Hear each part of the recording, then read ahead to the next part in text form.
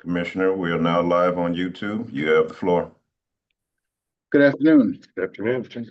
Welcome to the meeting of the Administrative Operations Committee of the Public Building Commission of Chicago being held today, June 4th, 2026 at 1 p.m. Director Gitteroff, please call the roll. Thank you, Mr. Chairman. Chairman Maldonado. Here. Commissioner Randall. Here. Mr. Chairman, we have a quorum. Thank you. First item on the agenda is approval of the minutes of the meeting held April 2nd, 2026. Move to approve. Motion approved. Next item on the agenda is public participation in accordance with the Open Meetings Act. Registered speakers will be allowed 2 minutes to provide comments. Chairman, there are no speakers today. Thank you, Mary Pat. Next item on the agenda is a report by Director of Procurement, James Borkman. Good afternoon, Chairman, Commissioner. Good afternoon. I have 4 reports for you today. We'll start with the usual task orders awarded against term contracts. You'll find that at tab C1 of your books. Just 2 since our last meeting. The first was for environmental renovation and demolition services at the Malcolm X College West Campus Addition and Renovations Project. And that was awarded to Specialty Consulting, Inc. and MBE firm in the amount of $105,098.40. The next was for geotechnical investigation services for the Malcolm X College Washington Park Campus Project. That was for geotechnical services, or awarded to, it was for geotechnical services, awarded to a firm known as Geo Services, an apt name for a geotech firm. They are an MBE firm, and that was in the amount of $63,786. Any questions on the 2 task order awards? Where is the Washington Park campus? You want to, It is generally. the exact location is not an address, as it was originally moved from being next to the green line at 55th Garfield across the street. So it's not, it doesn't have a functioning address. We don't have a house number yet. Right. Yeah, but I know where that is. Okay, thank you. It's good news. My next report is a report on the bid opening, or it's our first bid opening of the season, very exciting, for the CDOT Capital Program Alleys, various locations, package 7. This was across various locations, 9 total alleys. We got a great coverage for the bid. The lowest responsible bidder, as you can see from the bid tabulation sheet, is the apparent bidder is Capital Cement Company. We'll have a pre-award meeting tomorrow and recommend a full award to the board after final reviews and checks. My next report is an update to the design build services for the Department of Water Management's new operations facility. It's located up off of Lawrence Avenue in the kind of where Mayfair and Portage come together. We had 7, as you may recall, we had 7 great submissions. That was narrowed down to 5 for a short list. Of those, the 5 that have been shortlisted, 4 chose to move forward and respond to phase 2. We're currently in the interview phase, and by next week, we promise to have a recommendation for the board's approval. An exciting project. My last report is a recommendation to appoint an architect for design architect services at the Gage Park Branch Library. You may know that the current library is in a strip location just between 2 other businesses, and this would be an opportunity for the Gage Park neighborhood to enjoy expanded access to a heavily used library. So after review of our letters of interest and qualifications database, which currently has 142 architects and 73 engineers, our team determined in collaboration with 2FM that Wallen Gomez Architects Limited, which is a minority certified business enterprise, is qualified to do this design architect work. Specifically, they have the capability to perform this project as they've done so on similar projects in the past. They also have committed to maximizing the utilization of M&W consultant firms, as well as they have recent experience with designs of the similar type that the library presents. So we're excited to make that recommendation. And with that, that concludes my 4 reports, unless there are questions on any. Any questions? Move to accept the reports. Reports are accepted. Next item on the agenda is report by Executive Director Ray Gitteroff. Thank you, Mr. Chairman. First item has to do with our field order activity report. There were 4 projects in which field orders were issued. 3 of those projects had field orders in which we exceed the reporting threshold. The first project is the Lincoln Square Brown Line Area Improvement Project. It is field order number 28 for an estimated value of $41,864.70. That change has to do with revisions to the ADA ramps surrounding the plaza area. There were, upon installation and during the layout, the contractor discovered that the grades surrounding those ramps were not consistent with the required elevation. So RFIs were submitted, and CDOT's engineer of record did a really good job in responding to those RFIs so that the work may proceed. The work is in progress as we speak. And during the next cycle, we'll present the change order for that work. The next project is a CDOT WPA street reconstruction project at West 89th Street, South Central Park Avenue, in South Holland Road. It is field order number 1 for the South Holland Road project. And that has to do with OUC review comments, whereas there were quantity adjustments required as part of that process, which include the storm sewer water main, catch basins, manholes, and other work. These are schedule of prices contracts. So any of those types of revisions, if there are quantity adjustments required by line item or by category, they're noted accordingly. And we, with CDOT's concurrence, that field order has been issued. I should have mentioned it, and I failed to. The estimated value for that is $159,758.88. The next project is an alley project as part of CDOT's capital program. It is alley package number 6 for the West 16th Street. It is field order number 2 for an estimated value of $69,940.25. Similarly, this had to do with the OUC review comments that led to quantity adjustments. For alley package 6 across all of the projects, all of the alley locations, all have been completed. That concludes my report for field orders. If I may, I can move on to change orders. Okay. We do have one change order to report. It is for the Kenwood Link Mechanical Project. It is change order number 22 for a final negotiated value of $23,913.73. Of that portion, $20,511.40 is being alleged as an E&O. This is CPS's architect that's designing the project. 2 parts to that. One had to do with replacing a collapsed structure, and the other had to do with specifying the correct expansion joints where the link and the building meet to allow for expansion.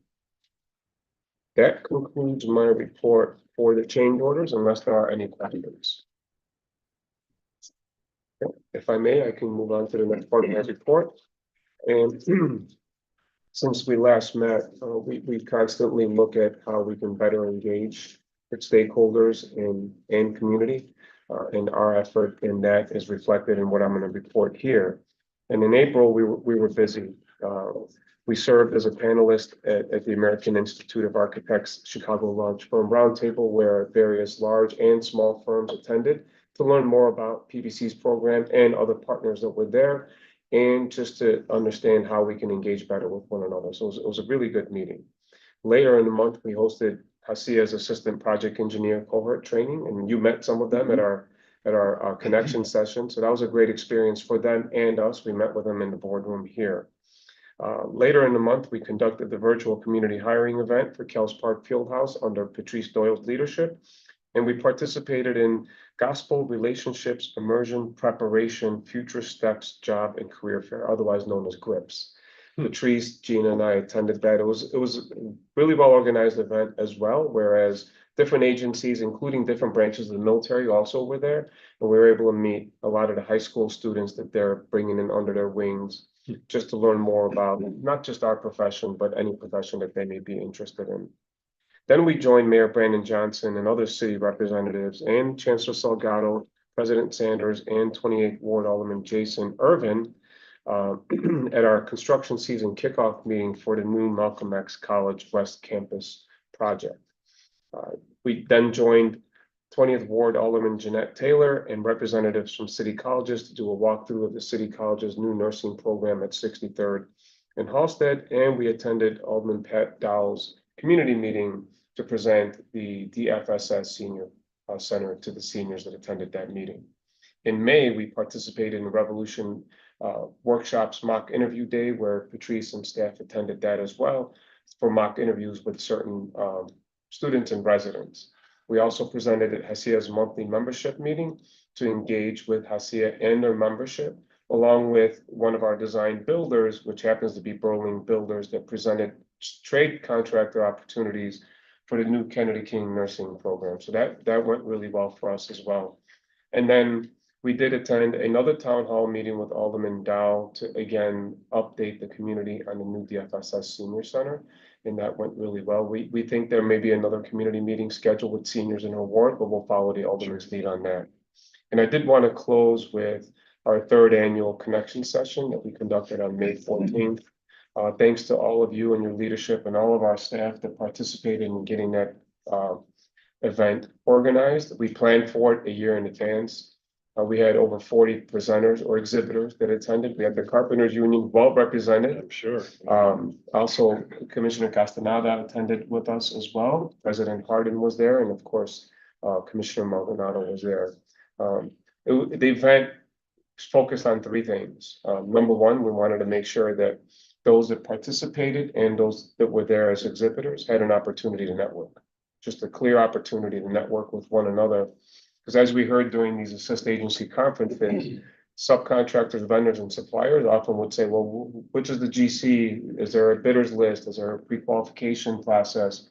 I'm an architect, who do I team up with? And part of James' report today on that one project for Department of Water had to do with that. One of those architects actually met one of those builders in that process and teamed up with them as part of that procurement. That was the first part of it. The second part of the event was to convey our program to everybody that attended. There was over 300 people that were there, in addition to almost 150 students combined with CPS's Chicago Builds program, maybe a dozen or so scholars from Dawson Tech Institute that attended, and the scholars that we hired last year during the event also attended this year's event, and you got to meet them, and they stood there proudly and talked about their work and how impactful it's been for them. But really, it's been more impactful for us because of the opportunity to train, empower, and give these opportunities out. And they're still with us, so they haven't gone anywhere. These are full-time positions, and that's the last part of the sort of point of the event, was to really highlight and spotlight our student hiring initiative. I'm happy to report that a lot of those students, Boston Tech scholars, and HACIA's Assistant Project Engineer cohort program, along with many of the students from CPS's Chicago Builds program, have been in contact with a lot of the contractors and designers and other professional service firms that attended. Interestingly, they took full advantage and they followed up with those that wanted to follow up, sent the emails with their resumes and their bios, and they copied me as well. So they're leveraging the opportunity to say, hey, I was here, I was at the connection session, it was great to meet you. What are the next steps? There's about 2 or 3 dozen kids that are right now in the interview process for different positions, including and not limited to work that we're currently managing, whereas Berling's hired somebody on their project, and you've met him before, and others that you've met, and also new opportunities coming up. Most importantly, and I know I'm spending time on this because it's a big deal, most importantly, in addition to just training, empowering, and supporting, it's the fact that we're helping them, and they're helping us as well, but helping them become more marketable, because they are front facing to a lot of our work, especially on the WPAs and alleys where you have no choice. You are front facing with the residents, adjacent businesses, churches, you name it. And they're growing at such a pace where there are opportunities coming their way that may have nothing to do with the PBC. And some of them have said, well, what do I do? I said, we have to do what's best for you. This was step A or step one. Now the next step is to grow your career. So we're always going to be about supporting that. And your support, I have to say, where the Carpenters Union is concerned, Commissioner Maldonado, is like nothing else. So the fact that you were there, you spent all day there with us, you didn't miss talking to a single student, you and your colleague. They wanted a special area, so we gave them a special area off to the I did side. not know about the special area. But we knew that a lot of the students would be there interested in carpentry, and aside from carpentry, the Carpenters Union was gracious to talk about all the other trades as well. Electrical, plumbing, mechanical, a lot of the kids that still are trying to figure out what trade they want to be involved in. So with respect to that, I would say that thanks to everybody at the PBC, thanks to your guidance, things couldn't have gone better. We're gonna improve again next year. The first year we had 100 people, the second year we had maybe 200 people. This year we had over 350 people that attended. We had the big auditorium space, and I think staff came together, and it was as impactful for us as it was for everybody else. One other direct result from that has to do with the fact that we always tell vendors and suppliers and anyone that's interested to reach out, to introduce themselves to PBC, so they get to know us in like face to face, who we are, who they are, and what opportunities there may be. There have been 36 meetings already here alone, with some reintroductions and some new introductions of different types of firms. So with that, I'll close and say I wanted to thank you for your leadership and your guidance, especially the Carpenters Union, not just being there, but always supporting us in the field as well. That concludes my report. No, well, just to add a little bit on that, Ray. I mean, you and your staff did a phenomenal job. The event was definitely much more than I expected from last year. Just the show of people, and also contractors that I've dealt with, to new contractors that I haven't. And they had questions, concerns, but most of all, the important part of involving the community, where you have these students that don't have that resource, or at least the direction being pointed of this is what you could do to better your life. It's like I look at that room and I saw all those students, I saw myself. That child, that kid coming out of high school, not knowing what to do. And for me, the trades was something that opened so many doors for me, and I'm truly appreciative of that. But I truly appreciate all the hard work and effort you guys do here, because it starts somewhere, and you guys went above and beyond and go above and beyond when it comes to providing these services, not only for the contractors, minority contractors, but also the people in the community. It's a true reflection of who we are as Chicago, and I commend you and your staff for keeping up with that mission. Thank you. That's all I have to add. That's awesome. I'm sorry I wasn't able to be there. Move to accept the reports. Reports accepted. Is there a motion to adjourn? Motion to adjourn.